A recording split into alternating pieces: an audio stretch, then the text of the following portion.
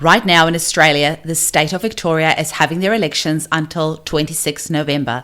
Victorians have been through some of the longest lockdowns, restrictions and mandates in the world, all because medical authorities would not allow proven natural prevention and treatment options to be used against COVID. Don't allow this to happen again. For freedom, prosperity and health, vote 1 for Dr. Isaac Golden and the Health Australia Party team. To find out more, listen to episode 126 of this podcast or visit www.healthaustraliaparty.com.au. Hello everyone, it's Eugenie here. Today is a very special episode with an Indian homeopath, Dr. Sanjay Solunke. He has over 30 years of experience and he's also the founder of Homeopathy for Humanity. So I just love synchronicity, and I asked a question in an international homeopathic group a few months ago, and just asking for some advice, and Dr. Sanjay answered my question.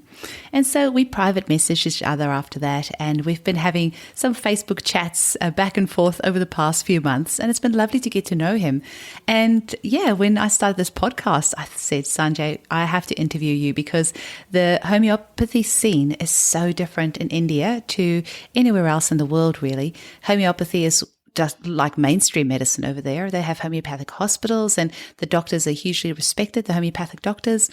And it's just everyone on the street knows about homeopathy. And speaking of street, you will hear the very authentically sounding Indian backdrop in Sanjay's conversation. There's cars tooting and beeping, and it is very loud.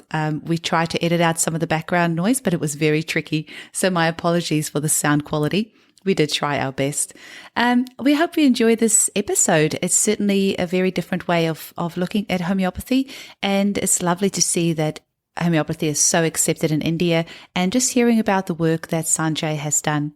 He has treated a lot of COVID cases, and it's really wonderful to see that the homeopaths in India are now allowed to treat COVID. They weren't initially.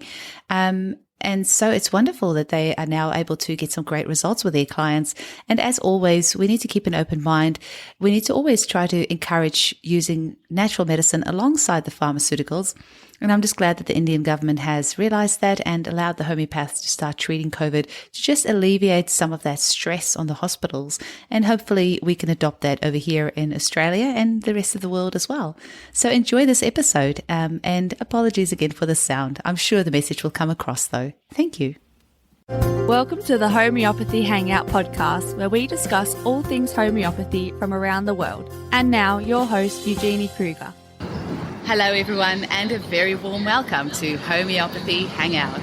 Today we are hanging out with homeopath Dr. Sanjay Solunke, all the way from India. Welcome, Sanjay.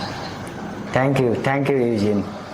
It's so exciting having you on today because obviously the scene on homeopathy is very different in India to how it is here in Australia, and I can't wait to unpack that all with you today and talk about all the differences. But before we get into that, can you please tell me how you were first introduced to homeopathy and why you decided to become a homeopath?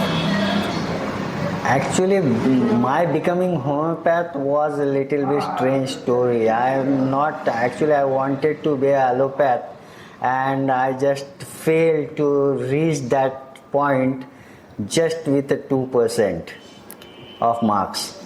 And after that, one of my father's friend had introduced a new college in my city, and I didn't know what was that about.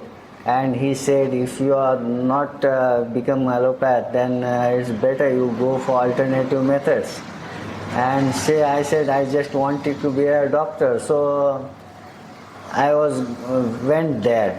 But after learning for those 5 years, it turned my perspective to look towards the medical system, and I worked really hard during that time. And even passing out from college, it took really a very hard time to complete those understanding which actually Hahnemann was intended to teach. I follow Hahnemann. I do not follow, you call it classical way, right? So it was really very difficult to find a way between all those different methods practicing nowadays all over the world. And So they many are different very, methods these days, hey? yeah, but there are very less teachers who are practicing actually classical homeopathy. So I had to work myself alone with the books. You can see a lot of library behind me there. Amazing. And what year did you qualify? I am actually, I completed my DHMS, a diploma first, then completed degree course, BHMS, and after that post-graduation, MD Medicine in Repertory. So you have many decades of experience behind you. I think you said about 30 years? Yeah, it's Wow. 31st year now. What, 31st year? Wow. And your daughter Yeah. is a homeopath as well now, hey? She's not, she's learning, she's in third year of homeopathy. Wow, so you must have Yeah. been a great inspiration to her. Yeah, sure. And she actually got admission from government seat in physiotherapy. But after that, when her name was also included in homeopathy, she just gave up that physiotherapy and choose homeopathy. And I Wonderful, was great happy. choice. Yeah. So Sanjay, tell me what homeopathy is like in India, because it is very different to what we experience here in Australia. Can you tell for all of us Westerners what we're missing out on? Because it sounds like homeopathy is very well accepted where you are. Actually, it has been introduced with degrees from universities. So we have a very huge structure of homeopathy in India. Actually, there are near about 28 to 29 states in India, and each state is governed by different governments, individual government, and all those total state is governed by a central federal government, you call it. Huh? So the authority comes from the state government. If you are practicing in one state, if you want to practice all over country, then you need permission from CCH, Central Council of Homeopathy, which is under a federal government, right? So we have university course nowadays. What I studied during that time, there was a diploma of 4 years. Now there is degree of 5 years, 5.5 years. And after that, post-graduation study of MD will go for 2 more years. And after that, you got to get registered your degree with Central Council of Homeopathy for India, and for state council is there of homeopathy. And it's not an individual identity, but it is governed by the state government and government of India, health ministry. And nowadays they have given a separate ministry for alternative medicine, Ayush, from which they have same standards for allopathy, Ayurvedic and homeopathy. Same standards of education, same standards of hospitals, and even it was not up till now, but from this COVID period they had allotted jobs for homeopaths also in government jobs. Wow. So you have homeopaths working in hospitals alongside medical doctors, and you have just homeopathic hospitals as well? At present, there are very few hospitals which are dedicated homeopathy, which have dedicated homeopathy. But government which are giving jobs for homeopathy in hospital, their hospital, they are giving a separate dedicated chamber in which they can practice homeopathy. But still, most people in India at least know what homeopathy is, right? Like if you were to walk in the street and ask somebody what it is, they would probably know what it is. In Australia, hardly anybody knows what it is. Yeah, India is actually huge country. And not by land wise, Australia is very large, but by population wise it is very large. And if you compare the population homeopathy new nowadays, it's very, very little. It might be larger population than one of the small country, but it is very few as compared to rest of the population of the country. Why do you think homeopathy is so popular in India? Because it is approved by government, education, there is a dedicated education system, and actually it was not purpose of government to promote homeopathy. It was when India got freedom in 1947. That time a government was only behind to provide jobs and bread and butter for the population, and people was not actually very rich people to earn their own businesses and like that. So they opened small educational institute from which lot of people were employed from that, pathology, gynecology, obstetrics. All those subjects were taught by allopaths. And after that last 20 years I have seen the university has told all the college institutes that you should teach your students by the degree holders of your own faculty. So now homeopaths are teaching anatomy, physiology, pathology, surgery, medicine, gynecology and everything. Wow. I just want to clarify for our listeners, because this podcast is aimed at the general public. So when Sanjay talks about allopathy, that is a term that's used for just conventional medical system. Right. We often talk about allopathy. Yeah. So Sanjay, do you have any special cases that you like to treat in your clinic? Do you specialize in a particular area, or do you treat everybody? Can you maybe share some cases from your clinic with us? Yeah, actually I am practicing classical way. You call it classical, and we call it a Hahnemann way. It's far behind the world new. Actually nowadays we see lot of classical homeopath practicing a Kent homeopathy. And I am bit different, bit older than Kent. So it doesn't matter what you do, but my perspective is looking at everywhere, all as perspective of body as a whole, and I treat almost whole body, all diseases. Okay. And you treat men and women and children. Everywhere. You treat everybody? Right. Everybody. And I would like to just tell you one case.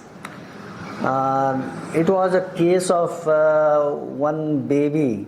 At present, his age is 2 years, 24 months. But what was a tragedy, when her mother was pregnant, 7 months pregnant, the doctors detected the baby was having a congenital atresia of intestine. What atresia means, that intestine was having adhesion and stuck together. Lumen was just stuck together and it was not patent.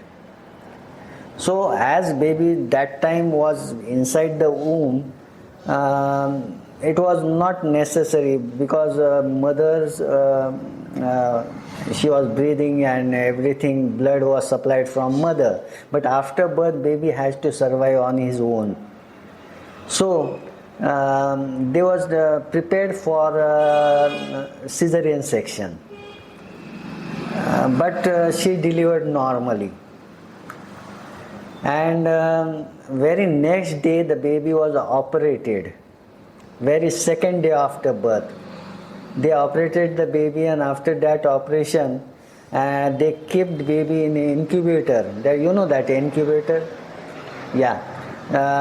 For 1.5 months. And I'm just telling you a background, the story. And after that 1.5 months, after 2 months, baby came home, and since then the baby was sick, like diarrhea, vomiting, blotting of abdomen and everything. And then the doctor suspected that he was probably having lactose intolerance. And they stopped the mother's milk. And they give some tin packed formula. I don't know, actually, I don't know, I haven't studied that. And they give something like that. And he was okay with that box, but every month, once or twice in a month, every 15 days he was sick with the same complaints: vomiting, blotting of abdomen, diarrhea, and such things. And after 18 months of his birth, the parents went to the doctor during same episode of illness, and the doctor say probably baby is getting adhesion again, and probably we might need to operate him again. And the parents was not ready to go for the surgery, so they asked doctor if we have 2 or 3 months we can have him on medicines. And they say okay, by the time you can go for alternative ways if you want. And actually there was one of my students who is lecturer in the homeopathic college nearby, and she contacted me, sir, there is a case of a baby, if you want you can treat her. So I don't know if I able to reverse that surgery part, but I might try. And I took all the case, and what I studied, I just followed the pattern of development, the baby, all those 2 years. The baby now this time it was 18 months of the age, right? And I just saw, and I find in the history, one is congenital defect, means developmental errors, you can call it.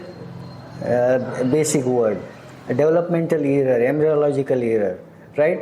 Then the baby was vaccinated very second day before going to the surgery with BCG vaccine. The vaccine is the second part, and third part which I noticed was they stopped mother's milk. The role of mother's milk for the first year, or say first 6 months, is very crucial, right? Because it gives immunity to baby, and it develops its own digestive system, right?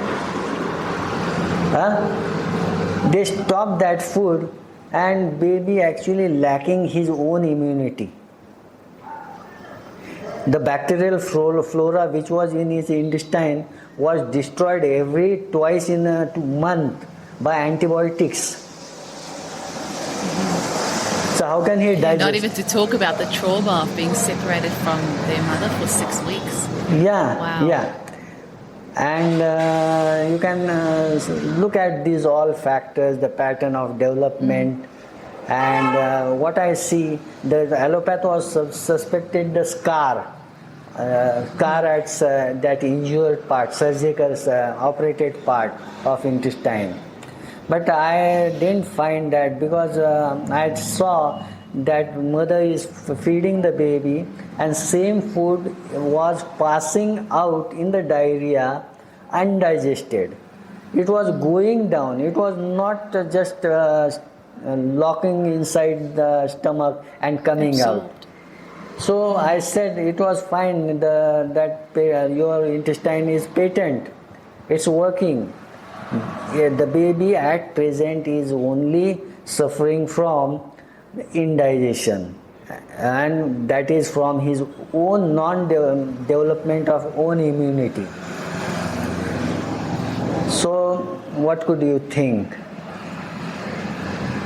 Just you can say, or you can ask Are you asking me for some remedies? No, what could you suggest in such a patterns?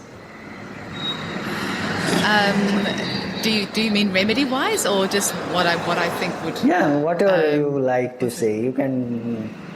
Well, I think I would need to know a little bit more about the case, but I think I probably approach cases very differently to you. So I would probably do a vaccine detox. I would probably look at some remedies for grief and loss and separation from the mother. Right. Loss of breastfeeding. There's a lot going on there. Even thiocyanaminin is a remedy that's very good for scarring, even internal scarring. So I would probably give thiocyanaminin in low potency if that was the issue. I'd probably give bowel nosers to help support their bowels. So I'd probably prescribe it, but differently to you. Yeah, sure. But tell us what you did. Really. Everything you talk is really good things and up to the point. But first thing, what I noticed was developmental issue was the first thing. Baby was not developed his anatomy well. So his functions of intestine was also, means you can call it as developmental errors, congenital errors, embryological. It was not complete during the phase of those 9 months embryonic time. So I've gone with Calcarea phos, and it worked really miraculous, and baby now is on treatment because it might go for a long time, for a year, 1 more year, because he needs to develop everything, right? But in 4 months I saw he started digesting milk.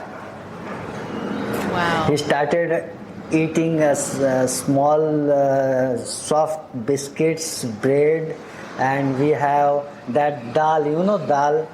That's yes, I love dal. Yeah, dal which is boiled in and that water. And dal is also digestible. And lot of food he started. And consistency of the stool was basically very nice, semi-solid. Blottiness of the abdomen was quite normal. This is what... All just with Calc Phos? Yes, it was just... Wow. But I actually given one more remedy to detox, and that was Thuja in between after month.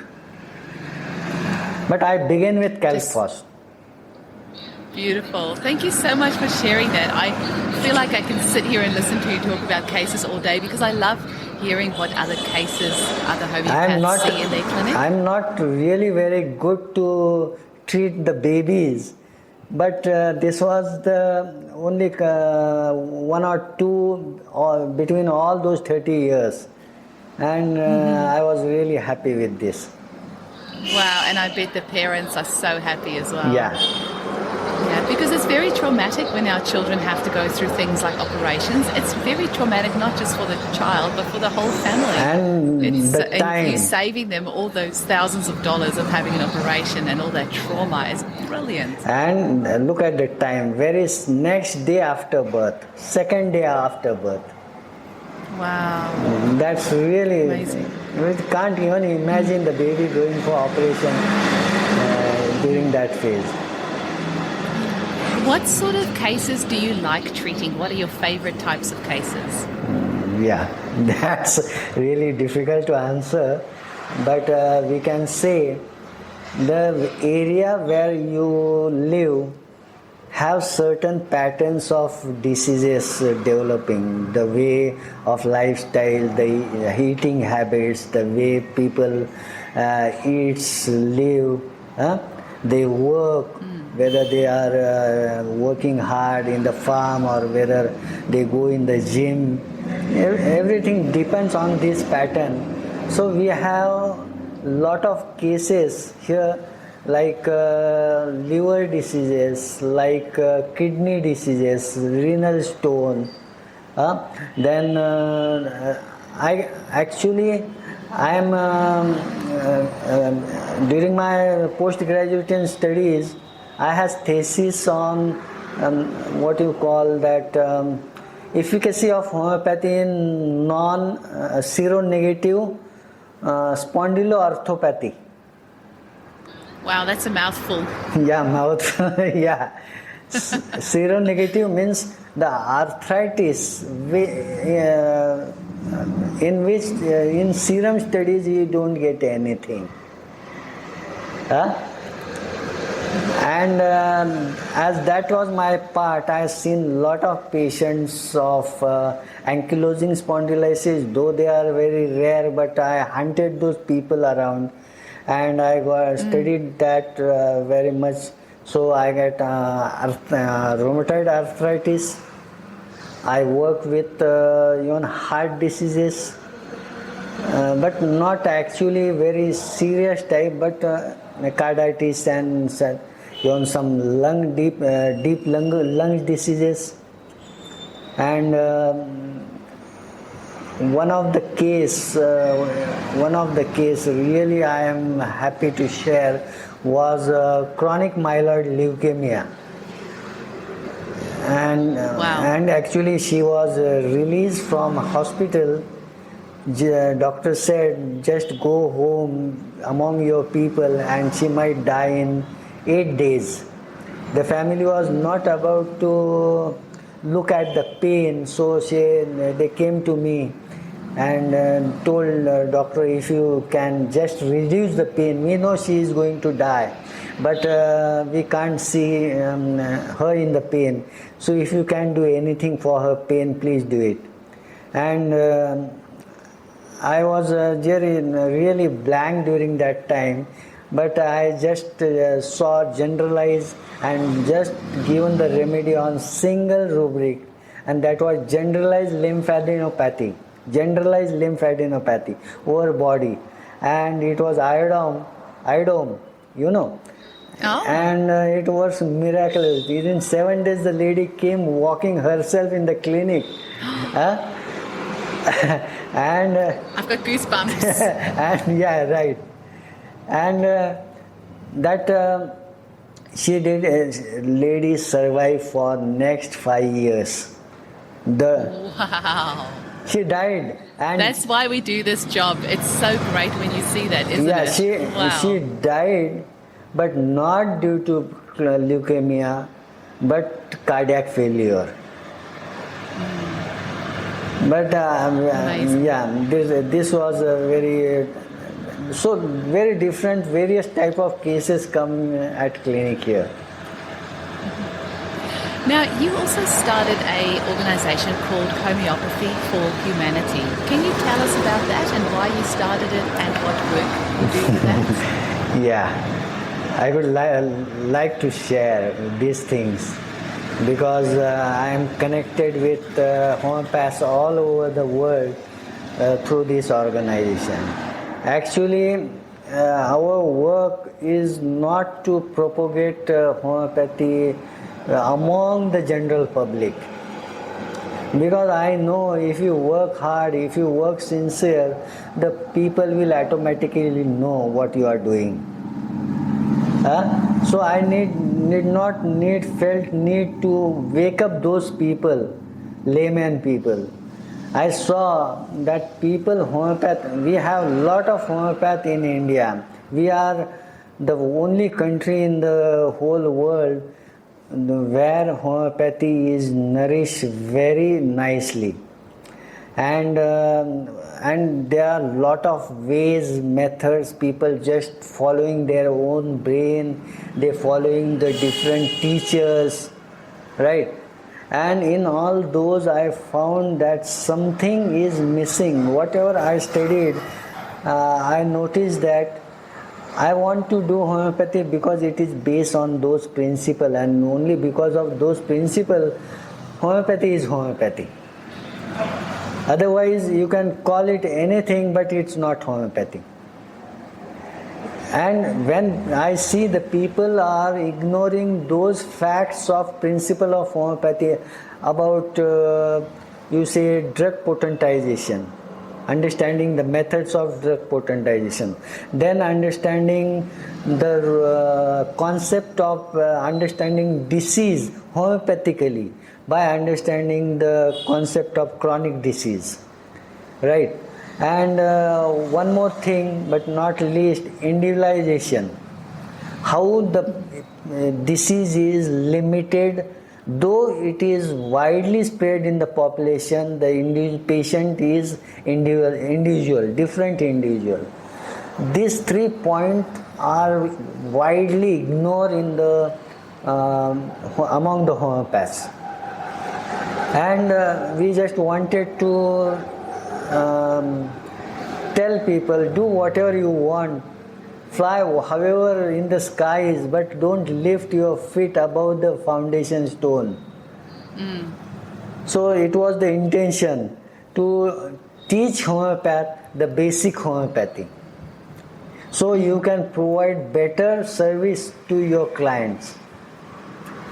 You can, and I see homeopathy which Hanuman given us is not that what you call energy thing or spiritual thing or any something immaterial thing.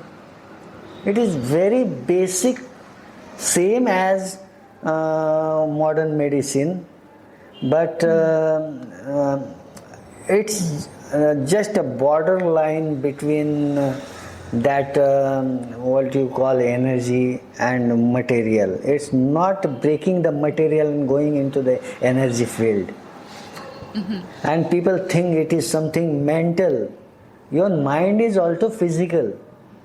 Lot of people don't know mind is also physical. It is just function of brain, same as your function of livers, function of your kidney. The function of your brain is mind. It's physical. It's not energy. Yeah. Okay. That's interesting. I haven't thought about it that way, and that's why I love speaking with different homeopaths, because we all have such different ideas, but the foundation of homeopathy is the same. You know, we have a solid foundation on which homeopathy is based on. Unlike allopathic medicine, I was having a chat with Dr. Isaac Golden just this morning, and we were just saying how homeopathy has such a solid foundation that has stayed the same for over 200 years, whereas conventional medicine, allopathy, has no base. It's not based on anything. It's just, you know, to do a bit of this, do a bit of that. It's got no foundation that it's based on. So I think homeopathy definitely has an advantage in that we have a solid scientific principle on which our medicine is based. And it's not really very different between modern thinking of modern medicine. It's just a perspective to look at disease. It's not about medicine. You're giving your own medicine, they give their medicine, and we look at disease differently. That is only different. And probably people not able to communicate the modern scientific world. I'm talking about homeopaths. They're not able to communicate, and that's why there is a gap between the understanding of both systems. If Hanuman was alive in this time, this gap could have been finished. Yeah. And so I'm wondering. Yeah. Sorry, you finish. We work with the organization. We connect with the people. We listen to the people. People means I am talking about the homeopaths, right? We talk, understand their own thinking, how they think about homeopathy, and we try to communicate homeopathy in the way they understand homeopathy. We tell them Hanuman's way in the way they understand. That's way the people could understand more better, and I am happy. Lot of people nowadays been thinking of this perspective of practice. So that's something you're passionate about with Homeopathy for Humanity, Yeah. to get that message of the foundation of homeopathy Right. out there. I'm wondering, Sanjay, seeing as COVID is such a hot topic these days, can you tell us a little bit about homeopathy and its role in COVID in India? Are the homeopaths allowed to treat COVID, or what sort of things has been happening over there for you? Okay. Nowadays, as we have our separate government ministry, so they had told that homeopaths can treat cases, but not serious cases. Earlier, it was we are not allowed to have any COVID cases, but we used to treat unofficially. We don't ask patient to go for testing, but we know that it was COVID because people were coming in huge numbers, and we just stopped testing them, and they were off the record. But after 1 year since COVID, government has release advisory that homeopath also can treat cases in their hospital, but not serious cases, but mild and moderate cases.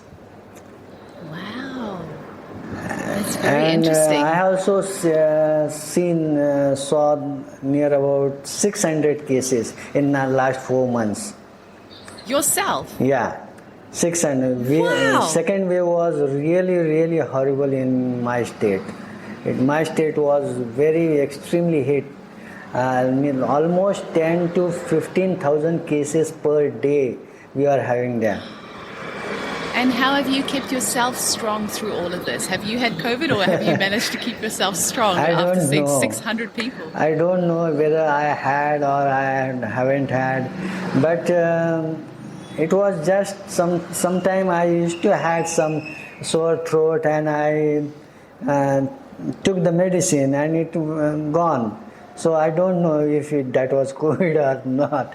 But we had precautions over clinic. We used to sanitize all sitting facilities in the clinic. Every patient, all the patient will call on the time, one at a time.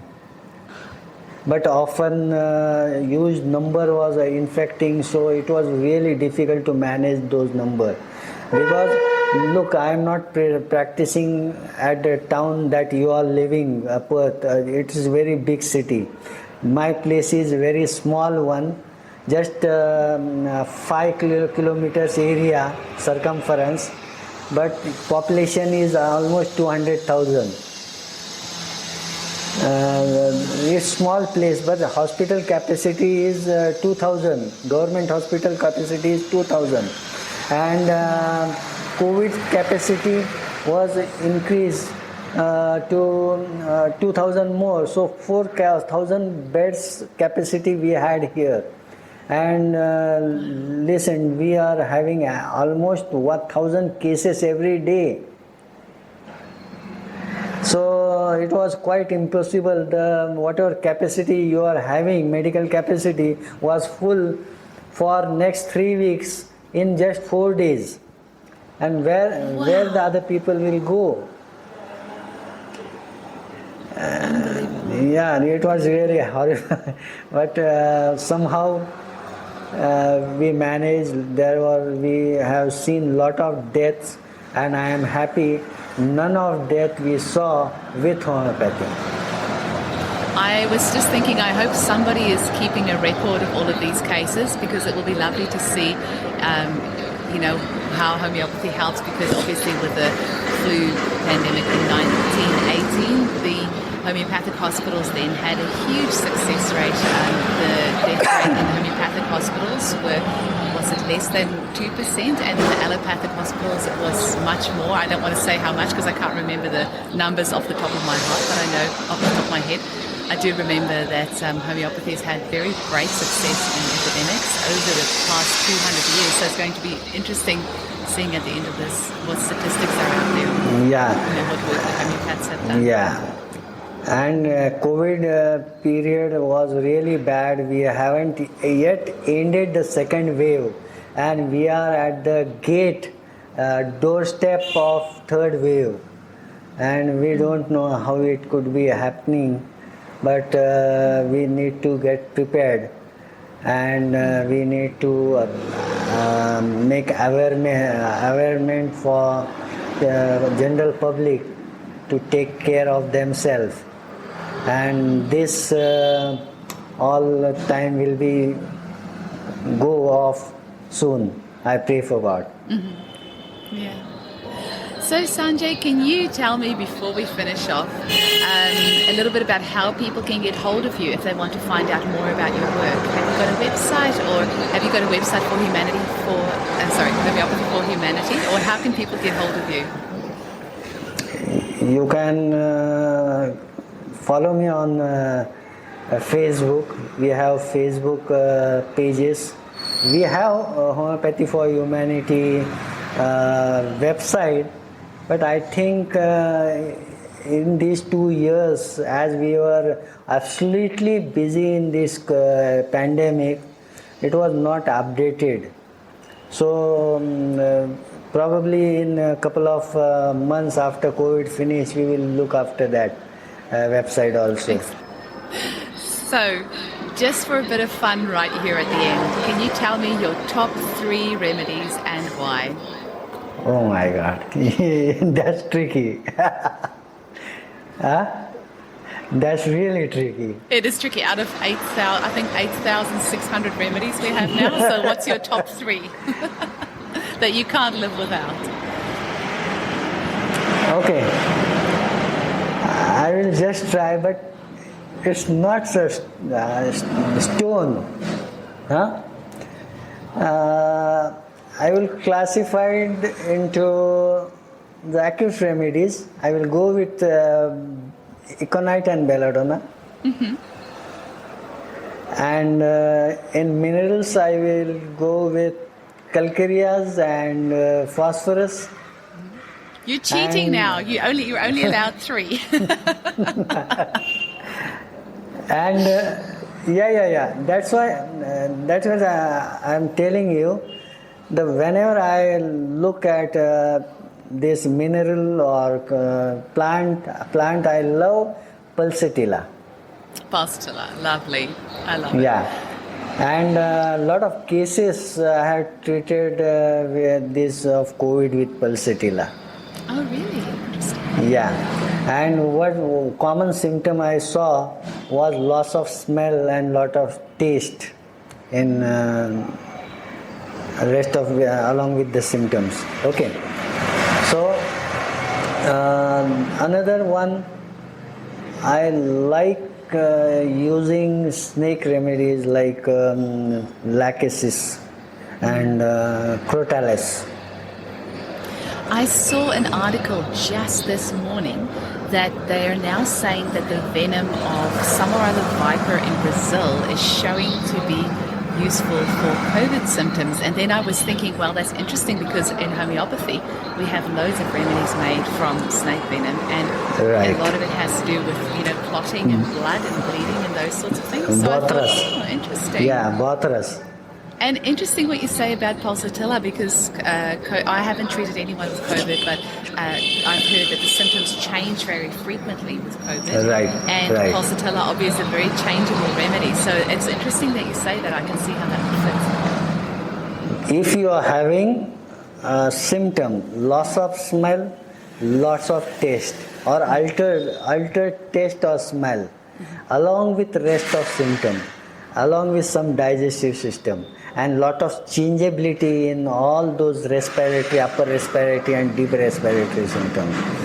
Fever without thirst. Pulsatilla is thirstless. Just go with the symptom. And those pulsatilla was really, my daughter actually was treated first with the pulsatilla for COVID. And she came out really fast. Just in 3 or 4 days, she was okay. Wow, brilliant. Yeah. Oh, Sanjay, it's been so lovely chatting with you. I've been looking forward to our chat because we've been Facebook buddies for a little while. So it's so lovely to get to speak with you today. Thank you. Thank you so much for your time. Yeah, thank you.